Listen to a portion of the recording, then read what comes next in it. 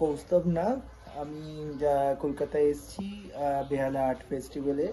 তো এখানে আমার কাজটা related with the city changes, মানে বেহালার যে একটা কলোনিয়াল টাইম থেকে প্রেজেন্ট টাইমের যে চেঞ্জেস, সেটা নিয়ে আমি মেনলি কাজ করছি। আর আমার কাজের মধ্যে আমি ডিফারেন্ট ডিফারেন্ট টেকনিক্স এবং মেটেরিয়াল আমি ইউজ করেছি। তার মধ্যে টেক্সটাইল কাইন্ড অফ ক্লথ আমার একটা ইম্পর্টেন্ট রেফারেন্স এই কাজের মধ্যে, কারণ ক্লথ আমার কাছে হিউম্যান আইডেন্টিটি হিসাবে এসছে। আর এর সাথে আমি বিভিন্ন রকমভাবে যে বেহালার যে ম্যাপ, তার যে শিফটিং এবং ম্যাপের সাথে সাথে যে